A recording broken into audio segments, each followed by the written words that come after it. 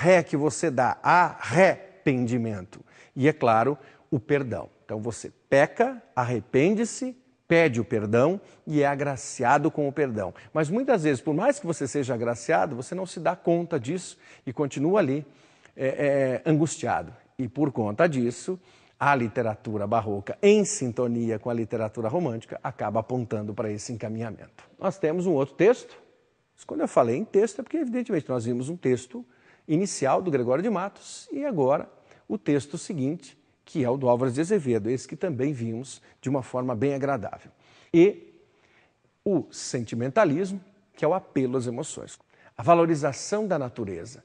Por quê? Porque se eu sair do barroco, eu já me desloco para o romantismo, período literário de 1836 a 1881, no qual a natureza exerce um papel de cumplicidade amorosa com o poeta. Então, evidentemente, as emoções são maiores e são próprias da natureza. Há uma sintonia plena e absoluta no texto 2, no texto de Álvares de Azevedo. Vamos adiante. O aconchego à natureza, ela é alguém que compartilha, é cúmplice, o termo que eu utilizei há pouco, e ao compartilhar conosco, o que faz essa bendita natureza? Ela é nossa confidente. É por conta disso que o arcadismo faz essa ponte interessantíssima entre o barroco e o romantismo. Fica no meio. Na verdade, o arcadismo o pré-romantismo é quem estabelece o carpe diem, que nasceu no barroco, que perpassa o arcadismo e que encontra uma forma interessantíssima de prática na literatura romântica. Aproveite o dia, viva-o intensamente, viva com as emoções. Só que alguns elevaram isso a um nível espetacularmente destrutivo, autodestrutivo, e evidentemente conseguiram se destruir. Perfeito. Vida é sofrimento. Veja, não é vida e sofrimento. Vida é sofrimento. Nós temos o quê? Nós temos uma afirmação. Por que essa afirmação? Porque o indivíduo não quer mais viver, porque não suporta as pressões da vida. E cá para nós, a vida é prazerosa sim, mas ela é sôfrega, porque há dificuldades. Nós não podemos querer brincar todo o tempo. Brincar é bom demais, mas também é passageiro. A efemeridade da vida, a vida é efêmera, sim, ela é passageira, faz com que nós tenhamos uma conduta. Somos pequenos, somos acariciados, acalentados no ventre materno, depois saímos de lá arrancados a fórceps, para alguns literalmente, e deixamos esse aconchego. A partir daí alguém já pode dizer, bom, a partir daqui vida é sofrimento. Não é, não é.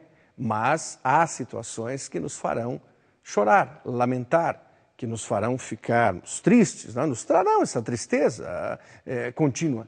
E ela é contínua na medida em que nós não valorizamos o outro lado, as coisas boas da vida.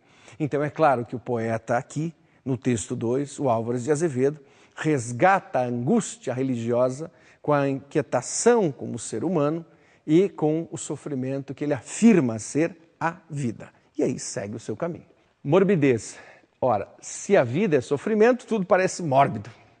E ao ser mórbido, por isso as cores escuras combinam muito com o romantismo da segunda geração. Por que combinam muito, Marlos? Combinam muito, obviamente, porque os poetas da época viviam à noite, à madrugada, e escreviam suas histórias, escreviam seus textos poéticos inspirados nessa morbidez, numa situação sempre destrutiva.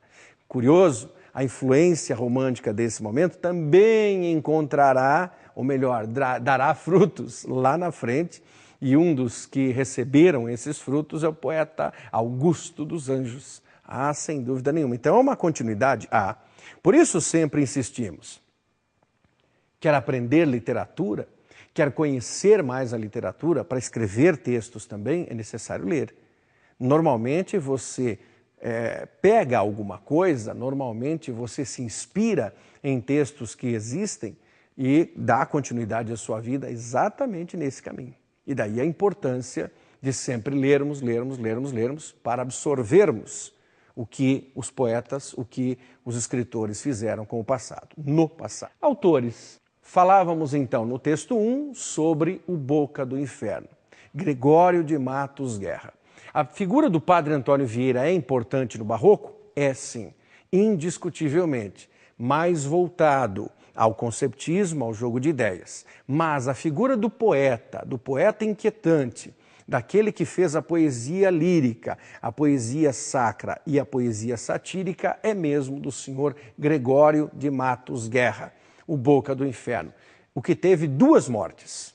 A primeira morte física, ou seja, é claro, ele foi expulso, ele foi exilado, ele foi enviado para fora, não só da Bahia, mas do Brasil, volta e morre fisicamente falando em Recife, no Recife.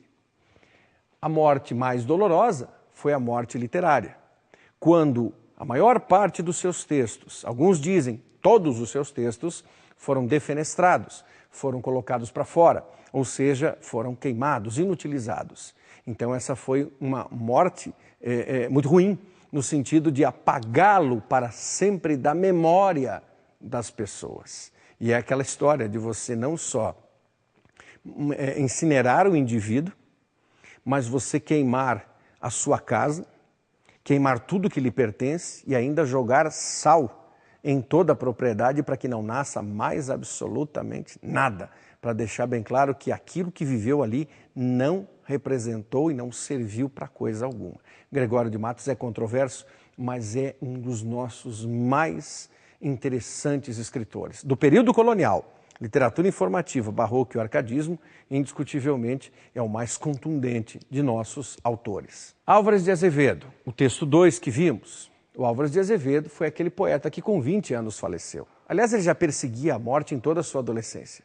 Ele queria morrer brincando, mas falando sério, e era alguém que acordava e dizia assim, puxa vida, que droga, estou vivo, porque ele buscava a morte.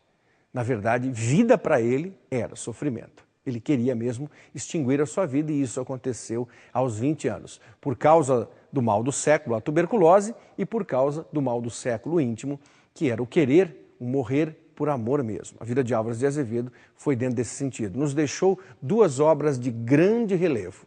Lira dos 20 anos, os poemas, e Noite na Taverna, os contos. É bom referendarmos isso a você. O arcadismo, que ficou um fogo cruzado entre o barroco e o romantismo, é um período literário que teve um diferencial. Qual diferencial? Buscou a liberdade do povo brasileiro. Mas como liberdade? Estávamos sob o jugo dos portugueses. Os portugueses dominavam não mais exclusivamente a cidade da Bahia,